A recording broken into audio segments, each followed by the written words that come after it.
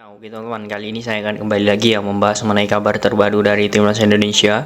Dan di sini saya akan fokus ke Timnas U17. Nah, banyak sekali kemarin yang mengatakan, "Bang, tolong update terbaru informasi mengenai pemain diaspora yang akan bergabung bersama Timnas."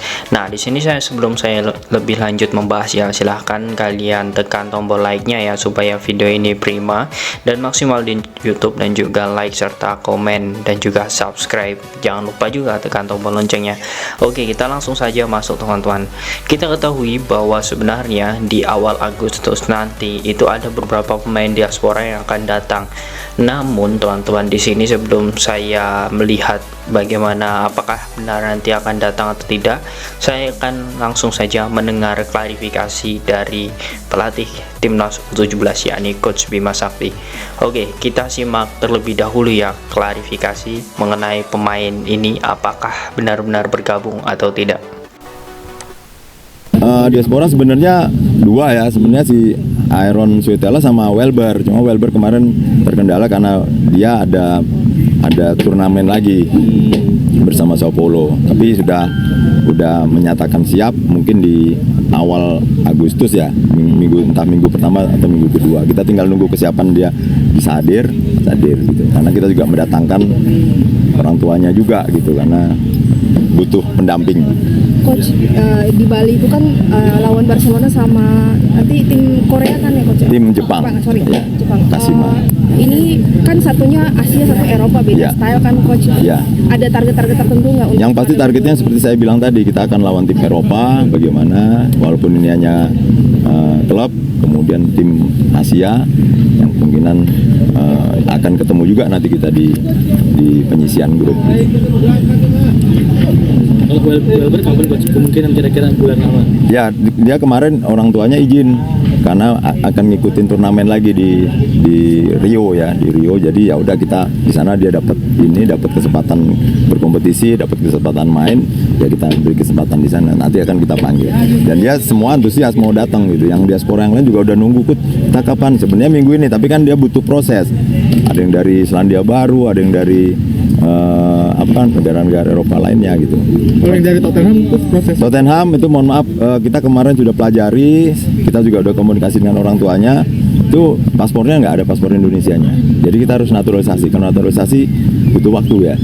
Ya mungkin nanti untuk timnas U20 atau U23 mungkin bisa. Apalagi dia juga, saya udah lihat datanya, dia udah pernah main juga di timnas U16-nya Inggris lawan Turki waktu itu. Jadi sebenarnya kita juga pingin, tapi harus prosesnya.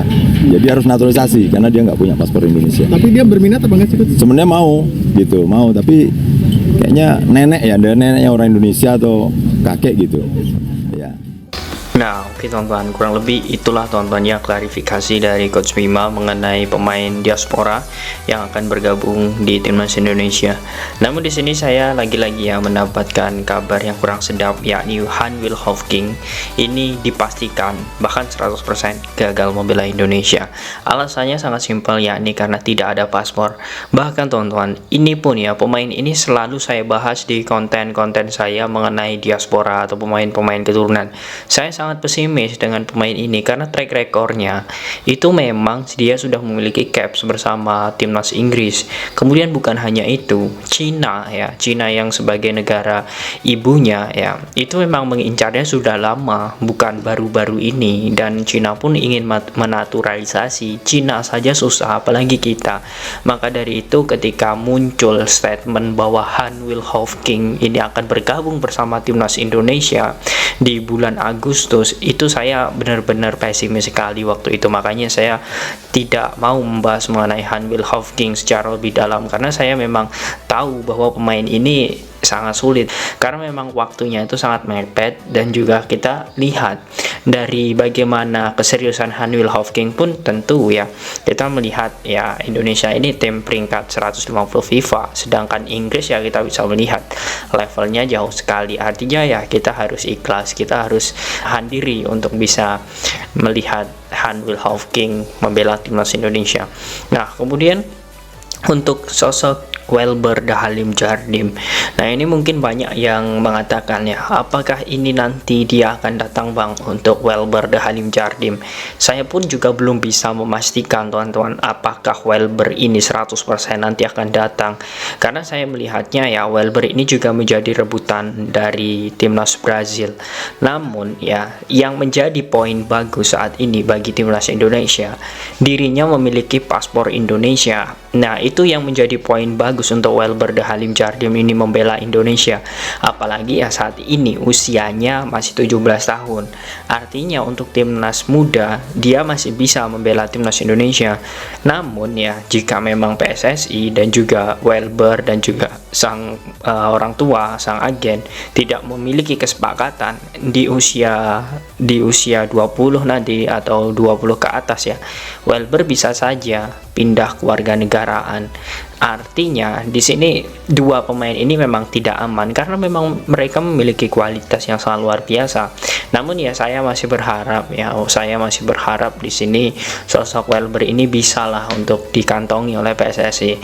Karena ya saya tidak ingin ya melihat bagaimana nanti timnas Indonesia ini ya tidak ada sama sekali pemain keturunan atau pemain diasporanya. Ya menurut saya agak sedikit aneh saja dibanding ya kita melihat beberapa pemain-pemain keturunan yang memang di bawah rata-rata itu sudah dipulangkan. Ada 4 pemain keturunan yang sudah dipulangkan.